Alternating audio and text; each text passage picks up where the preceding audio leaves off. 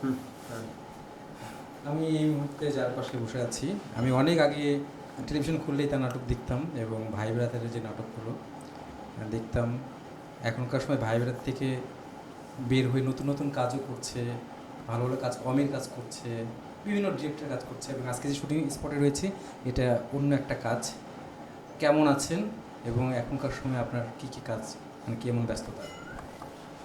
ভালো আছি, অনেক ভালো আছি। মাঝে 6 বছরের ব্রেকই ছিল একটা না। এখন কাজ করছি। এখনকার যে যে ডিরেক্টর আর কি, আমি 4টা কাজ করে ফেললাম ওর সাথে। মান্না ভাইয়ের সাথে কাজ করলাম, সিরিয়াল করলাম, সিরিয়াল করলাম। মোশাররফ ভাইয়ের সাথে তো অ্যাক্টিং ঈদেও একটা করলাম, আজকে এটাও করছি মোশাররফ ভাইয়ের সাথে। এছাড়া অনেক ডিরেক্টর যেমন শহীদুল নবী এর সাথে কাজ আগে ছিল না, এখন করলাম। রাফাত মজুমদারের সাথে কাজ করলাম, মোহন আহমেদের সাথে কাজ করলাম। ঈদের পরে বেশ ব্যস্ত আছি।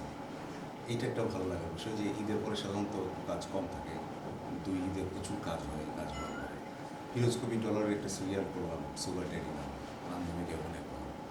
তো ভালো আছি, ভালো কাজ হচ্ছে, ভালো আছি।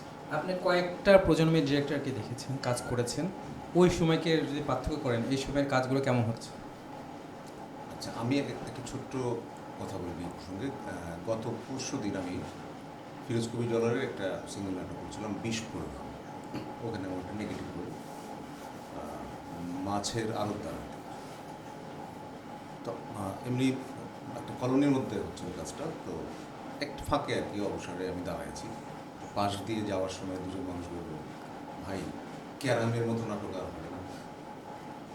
তো যদিও আমার ফিমেল 3 কাবিলাদের কান ধরে উপবাস করানোর এই দৃশ্যের কথা মানুষ বলে, কিডনির কথা বলেন। কিডনির কথা, ফাঁড়কে রাত দেঙ্গের কথা ডায়লগ হিসেবে বলে, কিন্তু তার থেকেও বেশি এখনও ক্যারামের কথাই বলে। এই মোশাররফের সাথেই তো আমার ক্যারাম করা।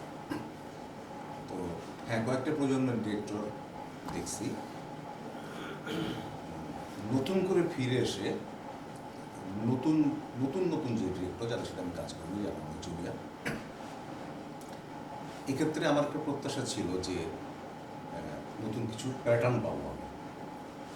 তো সেক্ষেত্রে আমার কাছে মনে হলো যে সেই দাদা যেটা করলো তার ছেলে বাবাও সেটা করছে, নাতিও সেই প্যাটার্নই করে যাচ্ছে।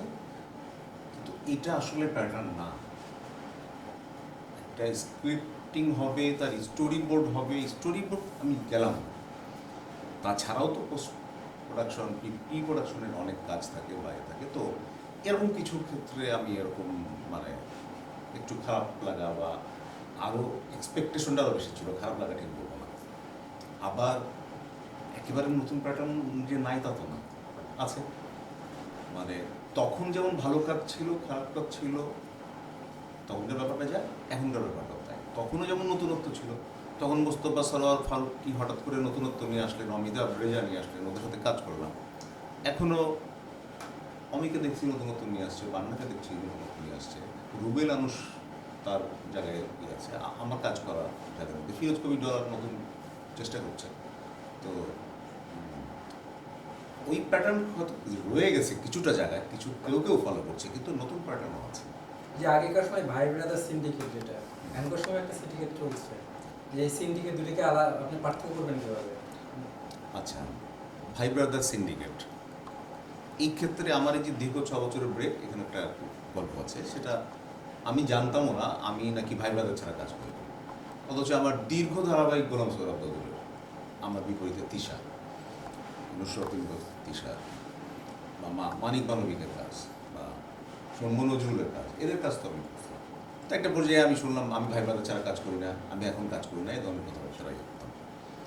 এখন সিন্ডিকেট আসলে হয় কি যে বাজেট, টাকা লগ্নির ব্যাপার যেখানে আছে, টাকা উঠিয়ে আনার ব্যাপার আছে, বাণিজ্যের যে ওখানে ব্যাপার আছে, সেক্ষেত্রে আমি জানি না মধ্যে সবসময় সিন্ডিকেট ব্যাপারটা চলে আসে। আইডেন্টিফাই করবো কী করে এটা আমি বলতে পারবো না। এটা কাজ করতে করতে হয়তো কিছুটা আইডেন্টিফিকেশন এসে যাবে। তবে আমি নিজে কোনো সিন্ডিকেটে বা বলাই বন্দি থাকতে রাজি না, আমি চাই না আর কি। অভিনয়ের বাইরে আপনি নিজে একটা পেশা হিসেবে আরেকটা আপনার কাজ করছেন, যেটা অনেকেই জানে অনেকে জানে না, সেটাকে এখানে বলা যাবে কিনা? হ্যাঁ, ওটা জানে না। অভিনয় দিয়ে আমি বাংলাদেশ, ভারত বা কিছু কান্ট্রিতে হয়তো পরিচিতি আছে আমার, কিন্তু আমার অন্য প্রফেশন যেটা সেটা হচ্ছে আইটিতে, এবং আমার 47টা বই আছে আইটির উপরে, এবং এই বইটা সবগুলোই বেস্ট সেলার বাংলাদেশে এবং ইন্ডিয়ার 3টা প্রভিন্সে, এবং এটা ওয়ার্ল্ড ওয়াইড আমার কাছ থেকে আমার কাছে আসে। এটা আসলে অনেকে জানে না, কারণ আমি প্রায় 22 বছর বই লিখছি, তার মধ্যে 12-14 বছর বইয়ে আমি কোনো ছবি দিতাম না। তো এক সময় আমার পাবলিশারের খুব চাপাচাপিতে বইয়ের পিছন দিকে একটা ছবি দিলাম যে আমি ভাবতে আসো, তখন অনেকে মনে আছে এই কি এই, বা অনেকে কনফিউশন না বলার কিছু না। না, আমি এই বিষয়গুলোকে দর্শককে জানালাম, কারণ আমি জানি অনেক বিষয়গুলো জানানো উচিত, যে অনেক মানুষ চলে যায় আমাদের কাছ থেকে, কিন্তু অনেক বিষয়গুলো না। আমরা সামনে আনি না। এখন ডিজিটাল মাধ্যমে আনা উচিত আমার মনে হয়। দর্শকের উদ্দেশ্যে বা একজন ডক্টর আসলে দর্শক হিসেবে আপনাকে বক্তব্যকে মেসেজ দেন। ভক্তদেরকে মেসেজ দেব যে আপনারা নতুন যে কিছু প্ল্যাটফর্ম আসছে, অনলাইন ওটিটি আসছে, ইউটিউব আছে, তো অনেককেই বলতে শুনি আর কি দর্শকদেরকে যে না না ইউটিউবের কারণে মান পড়ে যাচ্ছে। তো আমি বলবো যে আপনারা ধৈর্য ধরেন, ইউটিউবের কারণে মান পড়ে যাচ্ছে, হয়তো কিছু কিছু প্রোডাকশনে যাচ্ছে, কিছু কিছু আমরা ভালো প্রোডাকশনে যাচ্ছে। একটা সন্তান জন্ম হওয়ার সময় যদি তাকে মেরে ফেলা হয় তাহলে তার সম্ভাবনা কিছু থাকবে না। তো 10টা সন্তান যদি জন্ম দেওয়া যায় তাহলে একটা বা দুটো ভালো সন্তান তো আশা করা যেতে পারে। দর্শকদের বলবো যে আমাদের প্রতি বিশ্বাস রাখেন, ইউটিউবে নাটক দেখেন, বাংলাদেশের নাটক দেখেন, বাংলাদেশের সিনেমা দেখেন, আমাদের প্রতি ফেথ রাখেন, আমরা বিশ্বকে হাতে মুঠে আনতে পারি। অনেক অনেক ধন্যবাদ সময় আপনাকে আচ্ছা, একটা জিনিস না ভাই, পরিচিত যে একটা ডায়লগ না, যেমন কিডনি নাটকের কথা, কিডনি নাটক অনেক বক্ত আছে, ওটা বললাম তো আমি, না এটা ডায়লগ ডায়লগ তো বললাম। কিডনি নিয়ে একটু বলেন, আবার প্রশ্নটা দিয়ে যাবেন। আচ্ছা, ঠিক আছে, বক্ত যুদ্ধের সাথে ডায়লগ নিয়ে আছে, অনেক পপুলার, আমরা তো অনেকবার দেখছি। আমার বলতো মানে যাই আচ্ছা, ক্যারাম থেকে শুরু করে আপনার এই পর্যন্ত কিডনি বলেন বা অন্যান্য কাজগুলো বলেন, অনেক জনপ্রিয় সংলাপগুলো রয়েছে যেগুলো মানুষের মুখে মুখে ছড়িয়েছে। এর মধ্যে কিডনিরও অনেক সংলাপ রয়েছে যেগুলো ছড়িয়েছে। আপনার কাছ থেকে একটু ভক্ত একটু আচ্ছা, আমি বলি, আমার হচ্ছে ক্যারামের আগেও আরেকটা নাটক করা ছিল, সেটা ছিল বালকবালিকা। বালকবালিকায় মাহফুজের সাথে আমার একটা সিন ছিল, আমি ওকে দেখলে বলি ও রিপন, হাফ লেটিস রিপন, বলো রিপন, আমগো সঙ্গে তোমার কাম কি, এই ধরনের ছিল। পরবর্তীতে আবার আমি যখন রিপন অন্য একটা কথা বলি তখন আমি আর ক্যারামে তো নীলাজ ঠাকুর অসংখ্য জনপ্রিয়। কিডনিতে आप लोग मासूम है, मैं आपको उल्लू बनाने आए हैं, मैं आपको उल्लू बना के इच्छा नहीं। বা সুমন পাঠকের এক সময় বলি ফাঁড়কে রাখতে হবে। তো এরকম আছে আর কি, আরও অসংখ্য আছে। অনেক ধন্যবাদ। Thank you. পাইছেন?